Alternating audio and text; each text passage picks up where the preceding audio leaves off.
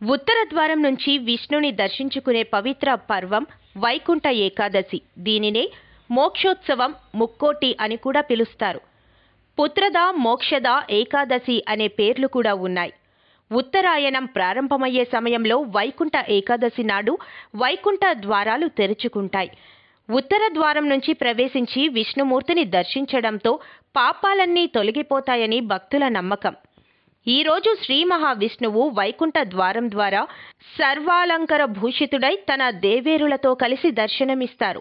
ఈ అపురూపమైన దర్శనానికై దేవతలు ఉత్తర ద్వారం ద్వారా వైకుంఠంలోనికి ప్రవేశించి స్వామివారి అనుగ్రహాన్ని పొందుతారు. అంతేకాకుండా శ్రీ మహావిష్ణువు ముక్కోటి దేవతలు కలిసి భూలోకానికి విచ్చేసి తన భక్త కోటిని అనుగ్రహిస్తాడని పురాణాలు చెబుతున్నాయి. ఈ నేపథ్యంలో పలాస కాశీబుగ్గ వెంకటేశ్వర దేవాలయంలో ఉత్తర ద్వారం నుంచి దర్శనం చేసుకునేందుకు భక్తులు బారులు తీరారు. ఆలయంలో వెంకటేశ్వర స్వామిని చూడముచ్చటగా అలంకరించారు. ప్రధానార్చకులు శ్రీనివాస్ స్వామి వారికి ధూపదీప నైవేద్యాలు సమర్పించారు. భక్తులకు తీర్థ ప్రసాదాలను అందజేశారు. వేదమంత్రాలతో ఆలయ ప్రాంగణమంతా ఆధ్యాత్మికంగా విరాజిల్లింది. ఉత్తర ద్వారం నుంచి విష్ణుని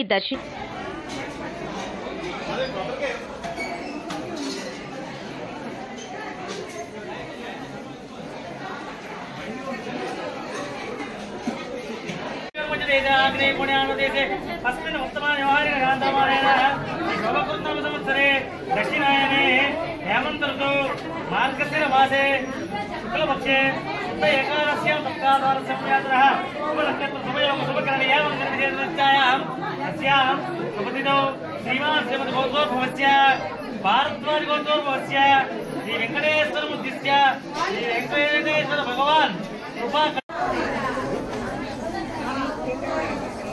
ఎక్కడ లేట్ చేసుకోవాలి. ఎంత ఆనందం కాదు తీయించారు, మీ ఆనందం తీయించారు.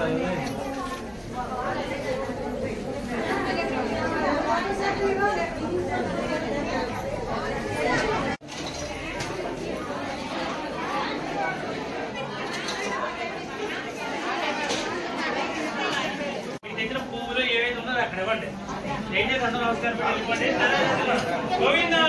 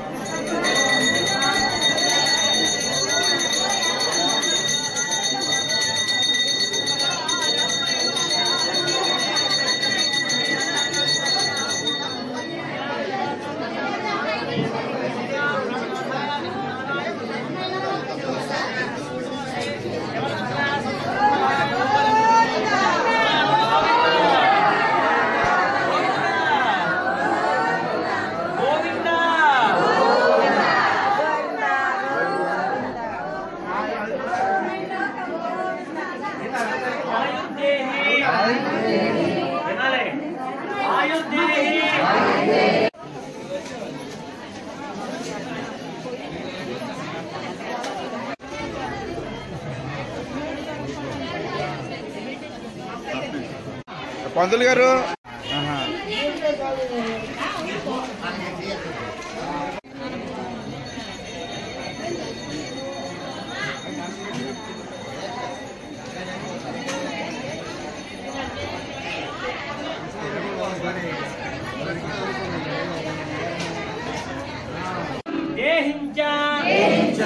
సౌఖ్యజం పుత్రాన్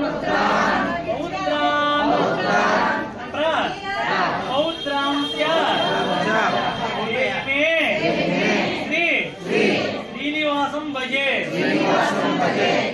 స్వామివారికి మాకు ఆయుష్ ఉండాలని, యశస్సు అంటే ఆరోగ్యం ఉండాలని, కీర్తి ఉండాలని, శ్రీయం అంటే లక్ష్మి అమ్మవారి అనుగ్రహం ఉండాలని అందరి తరపున మంత్రం చెప్పి స్వామివారి ప్రార్థన చేయించిన వాళ్ళు ముక్కోటి ఏకాదశి.